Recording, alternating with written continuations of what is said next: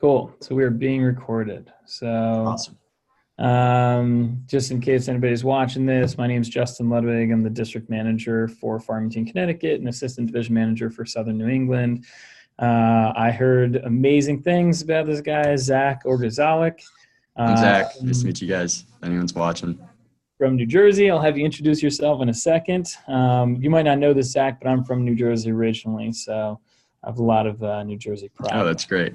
But Zach just started. It's his 11th day on the job, right after Memorial Day. Started in Paige Weber's branch. Paige is a branch in what, Hunterdon County? Is that where you guys are? Yeah. New Jersey. So she was trained by Gina Nappi and goes to school up in Quinnipiac. But Zach, tell us a little bit about yourself. Maybe where you go to school. Something about you, and if you were an athlete, I don't know if you played any sports or part of activities or different things, and then do something interesting about yourself, but keep it G-rated because other people might watch this.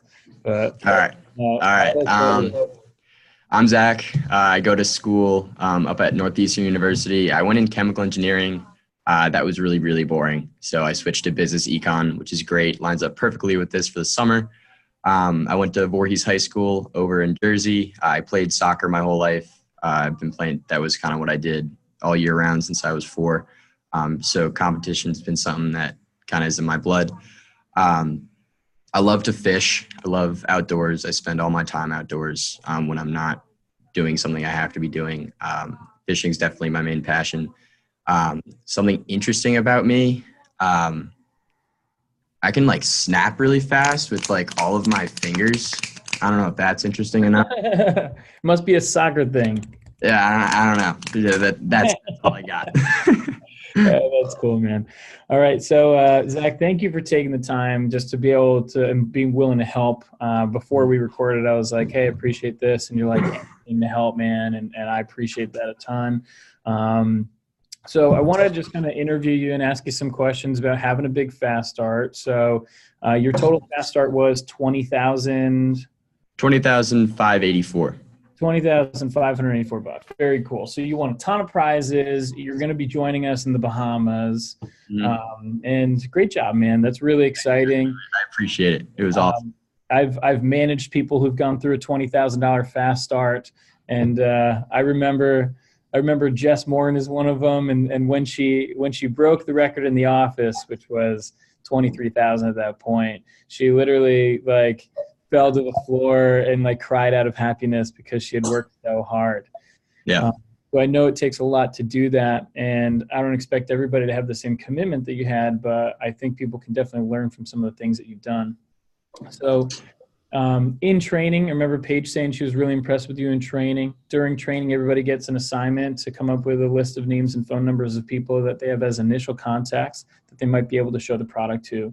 I heard you worked really hard on that. How many names and numbers did you have on that initial list? So I showed up to training at 8 a.m. Paige was nice enough to come in early because I was away on the Wednesday, the first day. So that ended around 10:30-ish. Then I had until around 1:30 to go and get names at home for the second day of training. Sat down with my mom, who was luckily home, and we came up with 180 names and numbers in that 3 or 4 hours. So that was great. We went through our Christmas card list, which is a great idea, mom's contacts, dad's contacts, and we just threw everything into an Excel sheet. So that was awesome.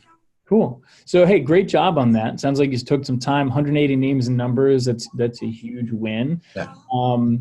What did you say to your mom? Is your mom the kind of person that she's always supportive, where she's like, what do you need? Or was she like, why do you want these? You know? She understood why I wanted them and stuff like that. So she was definitely able to help, but she didn't fully grasp the she was thinking of really people that I would know, people that would know me really well. And then I kind of had to be no, I'm just trying to get appointments with the people. I need anyone that would take the 45 minutes. And then that's where we went to our Christmas cards where I ran through her. I took her phone. I ran through the whole contacts list, chucked in any names that I knew, even knew of. And then she was able to help me out and was like, I'm going to give you some more names. So she's definitely very supportive, but she didn't fully grasp it at first. Yeah. And then for you on your own, I'm sure you did some stuff as well. Like you said, you played soccer your whole life. Yep. How many of those soccer parents? I'm sure you saw a lot of those people, right? Yep. Other activities you did in school? I was also part of the golf team. Let's see what else.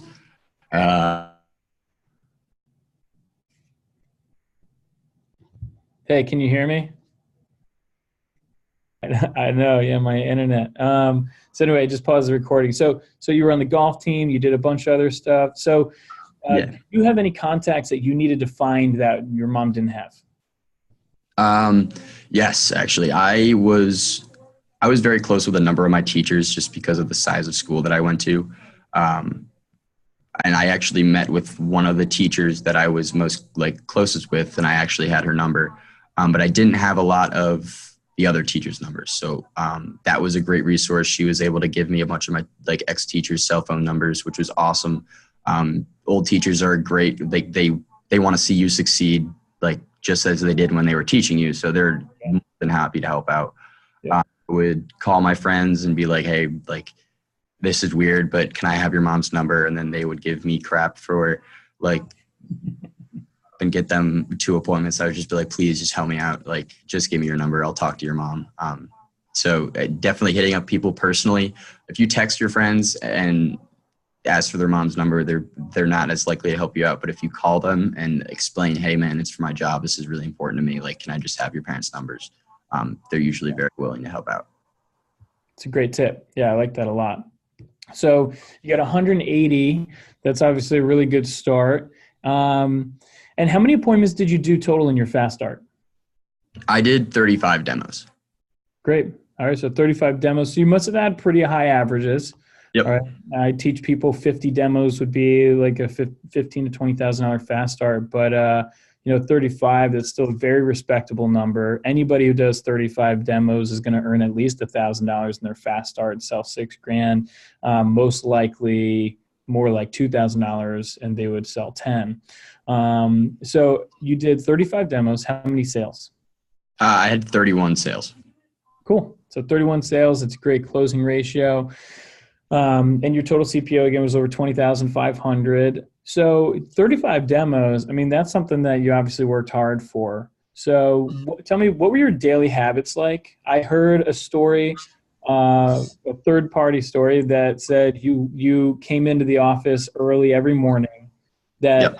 even Paige, you were like, wake up and come to the office because I need to phone. So what were your daily habits like? I would wake up early every day. I was up before 8:30 every day. Most days I was waking up at 6:15, 7 o'clock, just getting myself up because I was just motivated. I was like, I want every bit of time that I can get. A great way to get people during the week, people that work, is waking up early to phone because they're either getting ready for work or driving to work, which is a fantastic time to call people like that. I would spend every minute of my day that I wasn't doing demos or doing something not work related. I would just be calling people, or at least talking to people, being like, oh, who could I call? At least having it on the brain. I would call early in the morning. I would call late at night. Lunch breaks are a great time to call as well. So I would say calling is what allowed me to get so many demos booked, because it's just a numbers game. And I found that out really quickly. Yeah, that's awesome. How many calls would you say you made in it each day? I started out without a goal. I would just like go through my list and say I'm going to call just until I get a good amount of appointments. So for the first start, I'd probably do like 20 calls in the morning, 20 calls in the evening. And then I would kind of be like, I want to keep track of how many people I'm calling. So I would just make a goal. So I put it at 20, and then you would usually go over than that, depending on how many appointments I would book. But I would say I was getting at least 40 calls a day in. Cool. So 40 calls a day, and you would do them in the morning before your demos and then at night after your demos. Yep. And sometimes in the middle of the day, if you didn't have demos going on. Exactly. I'm sure you made it to all the meetings. Yep. And Paige was probably giving you a chance to call when you were doing those meetings. Yep. And so if you said like, hey, these are the main things that I think created my fast start, besides phone time, because we just heard about that, and building your list, because we just heard about that, what were your habits in terms of maybe PDI and calling the office, how you kind of did the demos, which we'll talk about more tips on doing great demos in a second, but maybe it was like mental fortitude if you had a no sale, how you got yourself fired up for the next one, and then maybe PDI habits. What was that like calling the office? Paige and I would spend like hours on the phone a day in between appointments in the morning. I'd say what helped me out the most was putting my full trust in Paige. Letting her tell me what I needed to do. My goal at the start was 12K, and she was like, "You're doing more than that. Your goal needs to be higher." She pushed me, and I let her push me. I doesn't matter how I don't know, weird, awkward, even unimportant the tips and advice she was giving me sounded. She's better at it than me, clearly, and I just kind of placed trust in my manager, and she brought me to the top. Everything she said I used. I would listen to every piece of advice.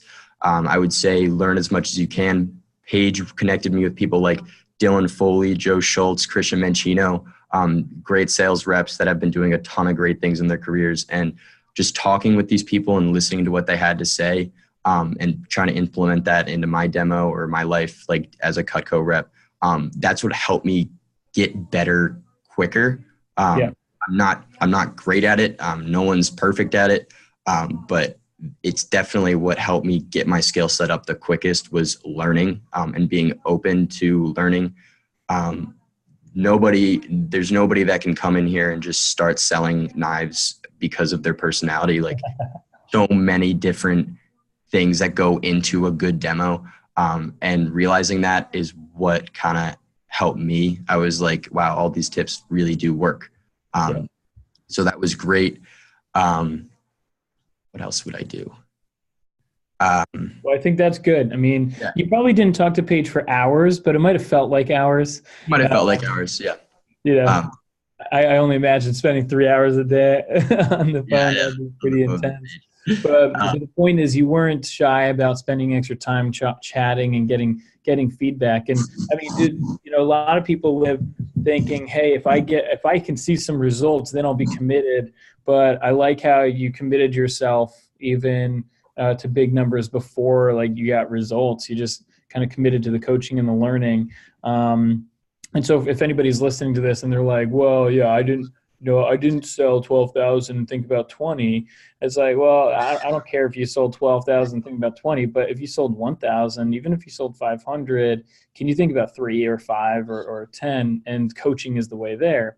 So I loved what you said. There's a lot to go into a great demo, and I totally agree with you. But I have 3 final questions for you, and then any final thoughts if you want to add anything. Yeah. Number 1, I teach my representatives to prioritize their customers. Right? I say, hey, it's better to see your best customers first. And I know you did get some success right out of the gate. That's likely from seeing your best customers. So how did you prioritize your customers when you looked at your list and you said, okay, here are the first people I want to call? What did you do there? And by the way, and if you were like, yeah, I just kind of threw mud at the wall and saw what stuck, if I just called everybody, maybe that's something you did. But if you were intentional about your customers, I'm kind of curious about how you did that. Yeah, definitely prioritized certain ones. Other ones definitely just chucked mud at the wall and saw what stuck. Yeah. But what I did prioritize, people who love to entertain. That was huge for people like to get off those specialty knives. People who are really social, who love to interact with people, that just makes the demo go better. People who like nice things. So whether it be the car they drive or you walk into their home and all their countertops are granite, it doesn't even necessarily have to be like they make a lot of money. They have a big house, but like that house that you walk into and you're like, wow, everything is really nice. Like this house is like everything they own is like nice stuff. Anyone who my parents were like, you need to call them. Your parents are going to know the people that you're calling, especially right out the gate better than you are. However, I would say the most important thing was not stereotyping your customer as well. So let's say you are prioritizing your customer and then you have an appointment booked with someone that you're saying like, oh, I don't think they're going to buy. For example, like one of my best friend's parents, he was like, you can set up an appointment. They're not going to get anything. They're retired teachers. And so I walked in there. I explained everything to them. I didn't have the attitude, oh, I'm just doing this for the 1850. I'm just doing this for the experiments. I wanted to sell them. And I walked out of there selling an all knife set to them and they were very happy with it. So I got to call him up and be like, oh yeah, your parents bought some knives. Great. Yeah, I would say prioritizing was key, but also at the same time, don't value other customers over other customers, but never walk into a demo with the attitude that you're not going to sell. Nice. And I know you're probably distracted there. Are you in the office right now? Yeah, Gio's over here taking calls. Nice. It's fine if you need to go, that's fine. But I got two final questions for you. Yeah. About demos. So I think a lot goes into doing great demos. The number one thing I've found from people with a big fast start is they're typically better at sharing their goal with their customers. They're typically better at really having something they care about, expressing their desire to do well with the customer, asking the customer, hey, if you see anything you like, please buy it from me. Not pushing or pressuring like, I need you to buy for my goal, but like, hey, if you want to buy, it would help me with my goal. So what are your thoughts on goal sharing? And then the second tip I'll ask you later is big sales. But what was your goal sharing like when you would talk about your fast start and talk about your goals? Some representatives, they just go, oh, I'm in a fast start, so I have a contest. And some representatives actually talk about it. So can you give me an example of what you would say about this? I was told on numerous demos, it seems that you're very passionate about it. Like that came out of people's mouths multiple times. I would stress the importance of the scholarship. I wanted the assistant manager position, so I would stress I'm really working hard towards that. I would stress I would put how hard I'm working too. I didn't take a day off. I would work 12, 14-hour days if I needed to. So I would tell them that. I'd be like, I'm working my absolute butt off. I would walk in, I'd be like, I'm so tired. I would also, then I'd share my goals of long-term and be like, my manager, her name's Paige. She's great. Like she was in my position last year. She did really well. So she got to open up a branch this year. And I would share that being as that's something I want to do next summer. I would share the scholarship and how close I'm getting to the scholarship and how important that is, even if you don't necessarily, that's not something you're pushing towards, but sharing that's something that's important to you, gets them thinking, oh, this kid's motivated, he's driven. Parents and any customer like to see motivated, driven college students that are like dedicated to their success. So really, really building that up in the beginning and getting really excited about it too.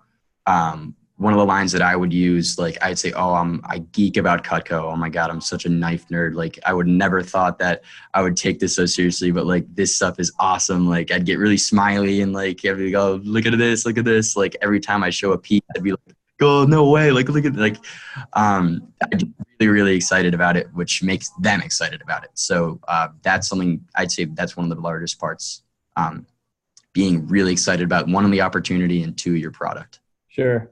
Yeah, I like that. I once learned that Gino Liacati, who I call the godfather of Cutco, used to tell customers, shake hands with Cutco and put the knife in their hands. And my manager used to say, take care of your stuff. When you hand it to them, if you're just like, here, try it, then it doesn't look valuable. But if you like cradle it, you're like, here, like this is the trimmer, and you like purposely hand it over and you're like geeking about it. That's cool. And then obviously you don't sell 20,000 on 31 sales while having small sales. So you obviously had a bunch of big sales as well. Any tips or keys about having big sales? I think it starts mentally with thinking, hey, these customers are going to get a lot of value from it. It's a great set. They're going to use it forever. But what are some, things you did on demos to create big sales? Well, first, to get comfortable, like dropping down and not just jumping to gift sets, especially people that When they say, oh, well, do you have anything? I really like the spatula spreader and the shears, but I already have all the other knives. Instead of saying, oh, I'm going to jump to the back of the book and show them the shears favorites, you have to put trust in your product and just be like, I'm giving them a good deal. So here's how I'm dropping down. I would say the most important thing that I've learned as of late, it worked for me last night. After I'm done with the Homemaker, don't be so eager to flip the pages and be like, oh, you don't like the Homemaker? Oh, yeah, we got this one. Because that shows them that there's something more in the book. There's smaller sets. The best way to get off your sets is kind of like, don't let them know that we have a studio or an all knife set. When I would flip to the galley, I would play the galley off. This is something I learned from Dom. Just like talking with him and Paige over the phone. He did his galley drop down for me over the phone. And he was just like, you would take a quick second after the Homemaker. You'd be like, they're probably saying like, oh, I don't use this, I don't use that. And then when you ask like, what aren't you going to use? 9 times out of 10, they're going to say the carving set or the butcher knife, because everything else in there is very standard. So that's where you're like, oh, wait, I have this. I'll show you like one of our starter sets. This is the best deal in the book. Like, get really excited. Don't be like, oh, well, we have the galley set. Get really excited about showing them the galley set. And like Paige tells me that Dom closes on galleys all the time. He'll never close on anything less than a galley. And that's because Dom gets so excited to be like, oh, this is such a great deal. This is perfect for you. So I would say getting really excited about dropping down versus just saying, oh, well, we also have this. That helps sell. Making them think that they're getting the best deal in the book with anything you sell is it's going to help you with the bigger sales. I sold an Ultimate and a 5-piece cookware set on my Fast Start, which was literally one of the most incredible 2 hours I've ever had in my whole life. And that's because I use the term bundle, or I use the term packaging. Oh, if you package this, I can save you a ton of money. If you do buy a knife set, like, please let me show you our cookware. Our cookware is great. And then you can bundle or package them together, and I'll be able to bring your price down significantly. Things like that, making your customer think that they're getting a really, really good deal, and they are. So that's also nice too. Nice. Yeah, that's a great tip. That's something that I teach all the time. People very often, average representatives or even below average representatives, think that representatives who have a high average order are just selling a ton of signatures and ultimates, and there's certainly some people who do that. But I found that the way I got a big average order was being really good at selling galley sets. When a customer didn't want one of those bigger ones, being just understanding. And I also think the galley set just has so many things customers would buy. Like, I don't think customers should use anything below a galley set. And I probably shouldn't say this, but like, I think the studio set is stupid. I'm like, what are you going to chop with? Like, if you're going to get a studio set, you might as well get a galley, get a chopping knife and a bread knife. That's everything. And you still get table knives with it. It's a great deal. Consumers Digest, Best Buy, and I get really excited about that too. So love it. Hey, thank you so much for your time, Zach. I appreciate it more than you know. Any last comments or thoughts, for anybody looking to go big or have a big week? I'd say one of the best tips that I learned throughout my entire Fast Start is, I think Dylan Foley, on a phone call with him, he told me about it. He gave me the tip: don't start your demo. Let your customer start the demo. Don't open your bag until they say, oh, what do you got? Spend that entire time that they allow you to get to know them. Compliment their kitchen, compliment anything, their dogs, talk about literally whatever you can. If it does start to get awkward, then you can push towards starting the demo. But ideally, let them start it. Let them want to start the demo. The second one, which is the most important thing, something that I'll take with me for the rest of my life. Gina Nappi showed me a video, some motivational speech, and she was like, this is when I started out really good. And she was like, we're pushing you to go harder. Hard work means sacrificing who you are today to be who you want to be later. And this is true for your Fast Start and for life. If you work hard in your Fast Start and you literally sacrifice who you are for that 10 days, you don't go out with your friends on overnight. You're not waking up hungover for work. If you sacrifice that, your summer is going to be absolutely incredible. That's how you get your best start, is by sacrificing who you are today so you can be who you want to be later. Cool. Love it, man. Hey, thank you so much. Yeah, no problem. To chilling in the Bahamas. And yeah, I'm so excited. I'm so pumped. and I'll see you at the conferences and everything like that. But thank you. If you need anything, you have my cell number, and you can reach out if you ever need anything from me. But thank you so much for your help. And I'm sure you have a day off planned after crushing your fast start. Enjoy that, and then enjoy crushing and go win a scholarship this summer. Yeah, definitely. Thank you so much for talking with me. Yeah. All right. Have a great rest of your day, Zach, and we'll catch up you soon. too. Sure. Yep. You too.